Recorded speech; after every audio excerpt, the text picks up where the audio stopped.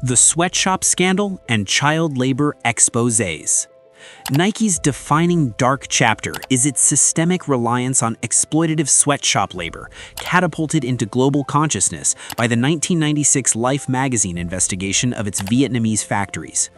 The report detailed widespread child labor, with workers as young as 10, and exposed brutal conditions, sub-poverty wages, physical abuse by managers, and exposure to toxic chemicals without protection. This was not isolated. A 1998 Harvard study revealed Nike's Indonesian contract workers earned just $0.14 per hour, requiring 44,000 years of work to match CEO Phil Knight's annual compensation. The company faced a landmark 1998 class action lawsuit, Kasky v. Nike, accusing it of false advertising for denying these labor abuses in its PR campaigns. While Nike eventually settled and instituted nominal reforms through its Memorandum of Understanding, this period cemented its international reputation as the poster child for corporate outsourcing and worker exploitation, a stigma it has spent billions to mitigate through subsequent heavily marketed ethical initiatives. The Air Jordan bloodshed and retail violence epidemic.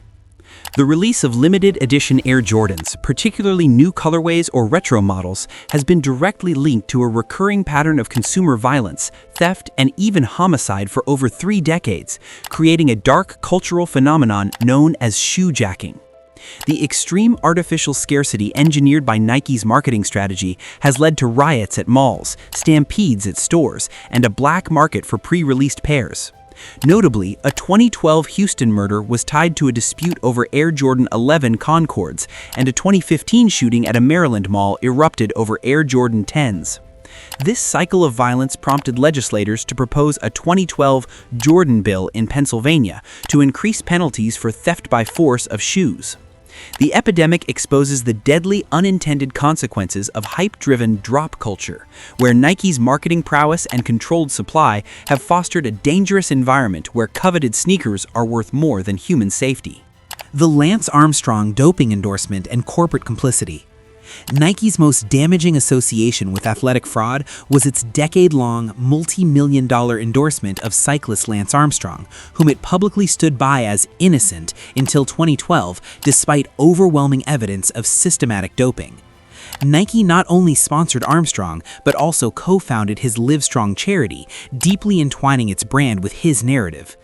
Internal emails later revealed in lawsuits showed Nike executives were likely aware of doping rumors but actively suppressed them to protect their investment. In the fallout from Armstrong's 2012 lifetime ban for orchestrated doping, Nike faced a severe credibility crisis and was named in a $100 million federal whistleblower lawsuit for its role in defrauding the U.S. Postal Service, which sponsored Armstrong's team. The scandal revealed Nike's willingness to ignore ethical breaches for commercial gain, damaging its authentic athlete branding and showcasing a pattern of prioritizing superstar marketing over integrity. The Colin Kaepernick Believe in Something campaign backlash and internal fallout. Nike's 2018 decision to feature Colin Kaepernick, the NFL quarterback who began kneeling during the national anthem to protest racial injustice, in its Just Do It anniversary campaign, ignited a firestorm. While praised by many as a bold stand for social justice, it triggered a massive, organized consumer backlash.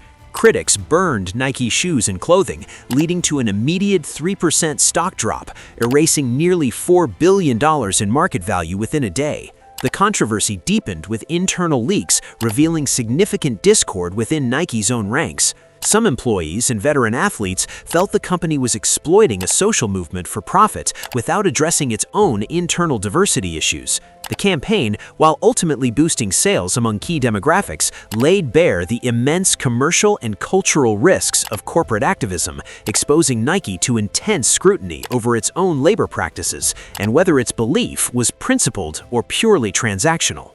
The NCAA bribery scandal and dark side of amateur sponsorships. Nike was directly implicated in the 2017 FBI investigation into college basketball corruption, revealing a shadowy system of illegal payments to recruit top teenage athletes. The scandal centered on Nike's grassroots basketball division, where executive Jim Gatto and consultant Merle Code were convicted of funneling secret six-figure payments from Nike to the families of elite prospects, ensuring they attended Nike-sponsored universities and later signed with the brand. This pay-for-play scheme, operating through the Adidas-funded AAU circuit, exposed the brutal reality of Nike's amateur sponsorship model. The company was illegally buying influence over future stars years before they turned professional. The case forced the resignation of longtime Nike basketball head, highlighted the corrupt underbelly of the amateur sports industrial complex, and led to a $1.6 million fine to the University of Kansas, showcasing how corporate competition for market share corrupted the collegiate system. The hockey jersey child labor scandal in Pakistan. A devastating 2023 investigation by the Sydney Morning Herald and The Age revealed that Nike, along with the NHL, was selling official team jerseys stitched by children in Sialkot, Pakistan. The report documented children as young as 10 working up to 14-hour days for as little as 16 cents an hour to produce the $225 jerseys, often in cramped, unventilated homes under a piecework system. This was a direct violation of Nike's own publicly enforced code of conduct and the NHL's supplier ethics policy. The exposé forced an immediate audit and recall, but it demonstrated a catastrophic failure in Nike's multi-tiered, outsourced supply chain monitoring. It proved that despite 2 decades of promised reforms and a dedicated sustainability and labor teams, Nike's system remained porous enough for the most basic forms of exploited child labor to persist, linking its premier sports merchandise directly to the very abuses it vowed to eradicate. The sweatshop deaths, factory fire, and safety negligence catastrophe. One of the most damning human rights accusations against Nike involves the deadly 2000 KTS factory fire in Bangladesh, which supplied Nike collegiate apparel. The blaze killed 52 workers, many of whom were trapped behind locked exits and barred windows, a common practice to prevent theft in contracted factories.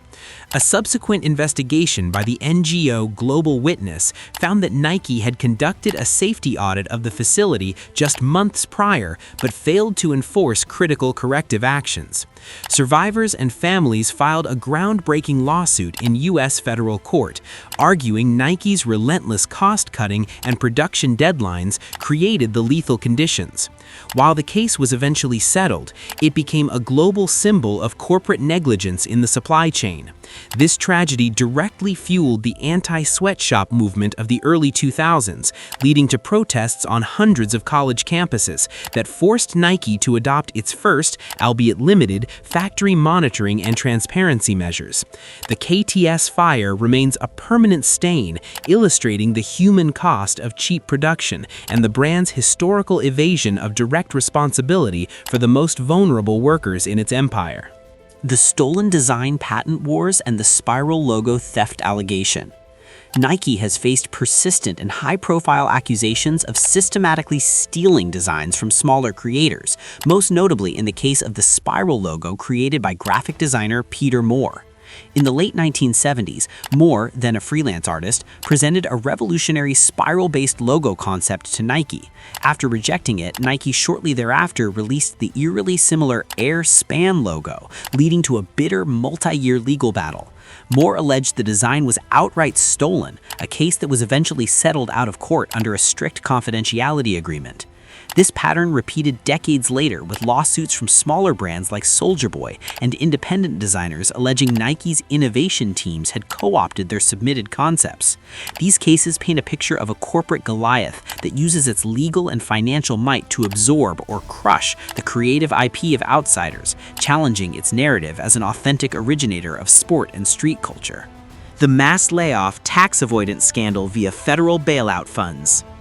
In a stark display of corporate opportunism, Nike faced public and political fury in 2020 for executing mass layoffs while utilizing federal pandemic relief funds designed to protect jobs.